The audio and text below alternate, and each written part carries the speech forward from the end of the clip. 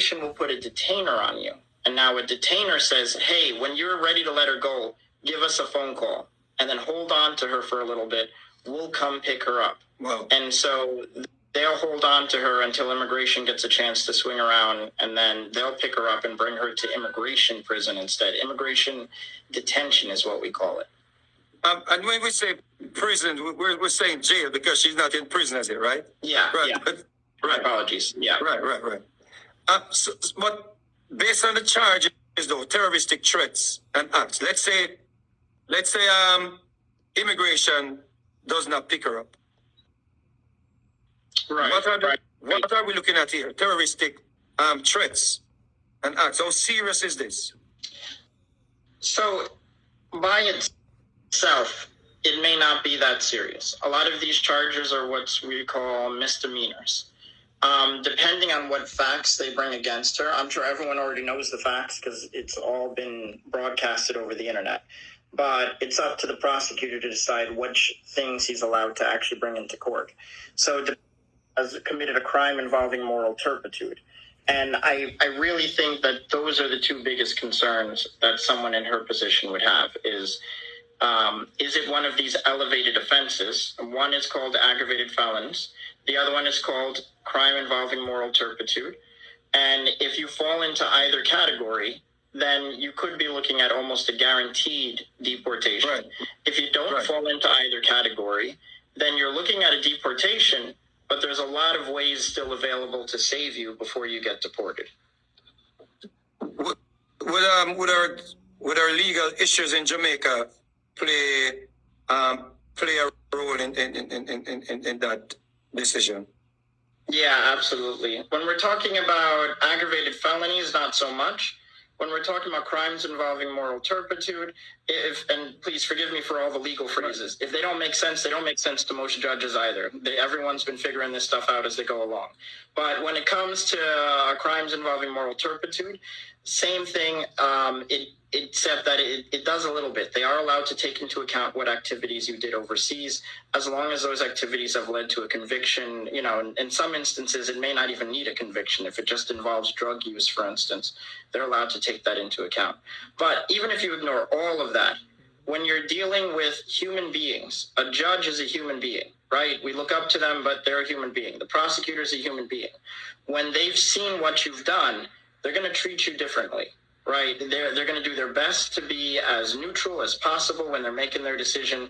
But if you did something that's really offensive to them, it's going to affect the way that they make their decision. So if you did something that was offensive in your home country, a lot of them have what's called discretion, and that's the legal ability to look at your case and just say, I don't really like what you did. I don't like you as a person. I don't think you'd be a good fit for the United States. There's limitations to that, but I've seen it happen a lot of times where people just didn't have a good past, and it affected them after they came to the United States. The fact that she has a young child, yeah? How would you pursue this matter if you were her lawyer? If you can speak on that. Yeah, so whenever you have someone with a kid, it's always difficult for everybody because you don't want the child to be harmed by whatever the parent did. It's not the kid's fault. And a child, no matter what the personality of the parent, is always going to be looking towards their mother to be around. In that situation, I personally would always emphasize the fact that she has a young baby that shouldn't be pulled from her because there's a lot of benefits that children may get, whether from nursing or just from being close towards their parent within those first few months, even the early years of life. That could gain us some sympathy to at least delay what's coming if we don't have any actual form of relief available. Relief just means a means of staying in the country when they're trying to kick you out. But I know what hurts against it is that if you have another parent available who is considered responsible, who has status in the United States, whether it be a green card or citizenship, then that only makes, it makes the balance a little bit more difficult. And I've had that a number of times where someone told me, well, the father's here. And that's, typically it's the prosecutor, what we call the trial attorney. They're always going to say, well, the father's here, the father's fully available, and it looks like the father has custody. And especially if the father has custody. that makes it even more difficult to try and make an argument to the judge that, hey, she deserves a little bit of mercy because this baby at least needs her for now to be weaned off of her. Well, what if her child's father dropped the charges? Can he pull these charges since they were I think they were recorded on the internet? Yeah, that's one of the fictions, I'm going to call it, that comes from watching TV a lot. Whenever we see it, is they always say, "Oh, do you want to press charges?"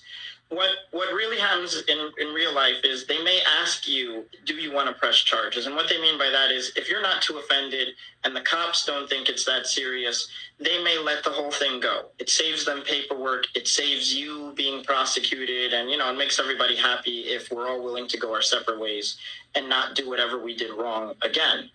But it doesn't actually happen if the prosecutor or the police officer just decides that they didn't like what you did.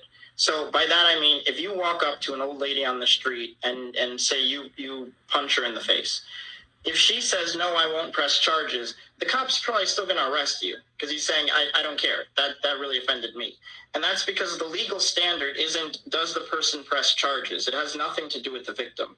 The way the law is written is that it says you committed a crime against the government. You committed a crime against the state. If you're in England, they say that you committed a crime against the crown. Because in reality is that the law was created to protect order for the state, for the government, for the crown, whoever it is. It wasn't made to protect the victim, believe it or not, which sounds horrible, but that's how the Supreme Court has even put it before. And so it's not really up to him to pull these charges back. Well, the only person who really has that power is going to be the prosecutor. It's going to be the DA's office. The police officers have a little bit of influence, but even after they make the arrest, it's out of their hands too.